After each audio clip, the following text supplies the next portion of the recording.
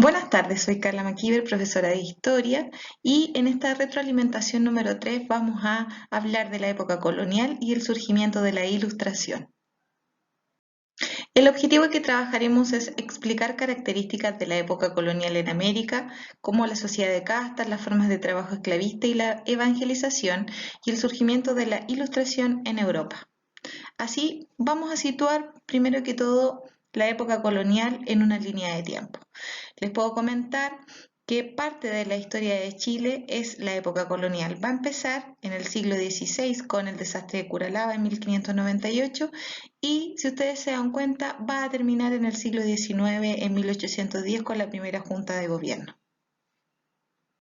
Cuando hablamos de sociedad colonial, una de las primeras preguntas es, ¿qué es la sociedad de castas? Bueno, yo les cuento que es la separación entre las diferentes razas presentes en América, establecida por la corona española, los que tenían distintos grados de poder y acceso según el linaje de su familia, según el lugar donde nacieron, la apariencia física e incluso el color de la piel. De acuerdo a eso, y como van a existir diferentes grupos en una sociedad de castas, yo les puedo mostrar que la pirámide social de la época colonial es la que ustedes ven en su pantalla. Vamos a tener en la base los negros y los mulatos, que es una población que está para algunos servicios domésticos, para mano de obra, son esclavos. Está seguida por los indígenas, que es la población subordinada, manos de obra y no pueden tener posibilidad de tener cargos públicos. Más arriba van a estar los criollos y los mestizos. Bueno, los criollos son los hijos de españoles nacidos en América. Los mestizos es las mezclas raciales, sobre todo entre españoles e indígenas. Y finalmente, en la cúspide de esta pirámide social van a estar los españoles o peninsulares. Cuando hablamos de sociedad de castas, lo más probable es que surjan algunas consultas, algunas preguntas como la siguiente. ¿Qué es el mestizaje?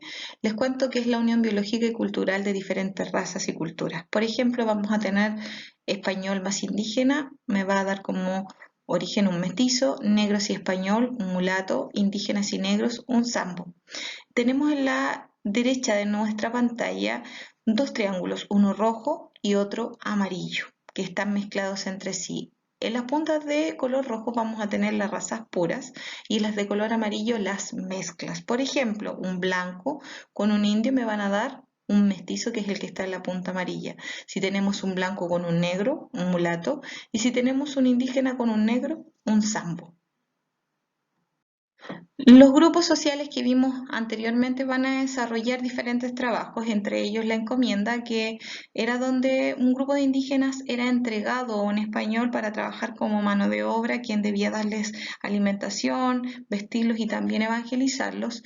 La mita, que es un sistema de turnos que se mantuvo mucho tiempo después en Europa. La esclavitud, que ese es uno de los más conocidos, donde las personas de raza negra van a ser objetos de trabajo, y el repartimiento, que son trabajos rotativos y obligatorios en obras públicas y agrícolas.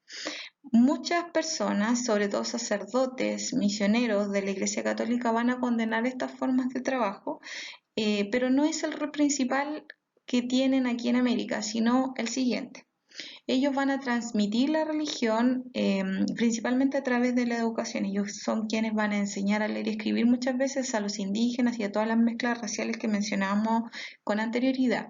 Y lo van a hacer también a través de mensajes y símbolos y ritos cristianos, como la construcción de templos, la organización de los sacerdotes, el cobro del diezmo y la presentación de candidatos para altos cargos eclesiásticos.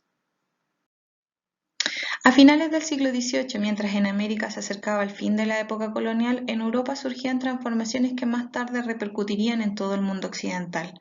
Uno de esos cambios recibió el nombre de Ilustración, ya que quería enseñar o ilustrar a la población, haciéndolos ver un mundo basado en la razón. Fue entonces un movimiento político e intelectual donde cobran importancia conceptos como la libertad, nación, igualdad y soberanía. ¿Ya?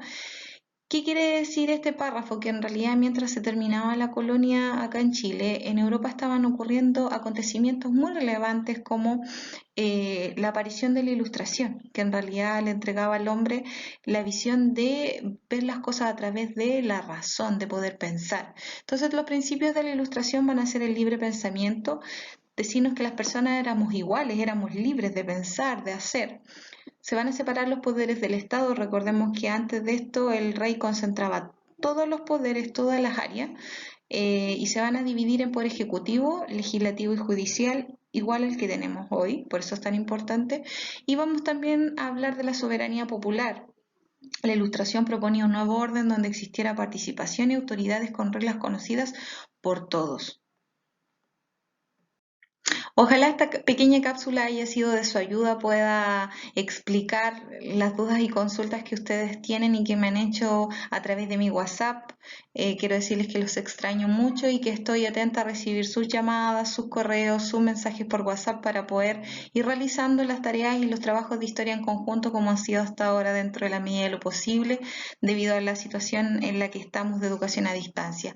Pero espero que esto pase pronto y que podamos seguir adelante trabajando juntos. Un abrazo. Cuídense mucho.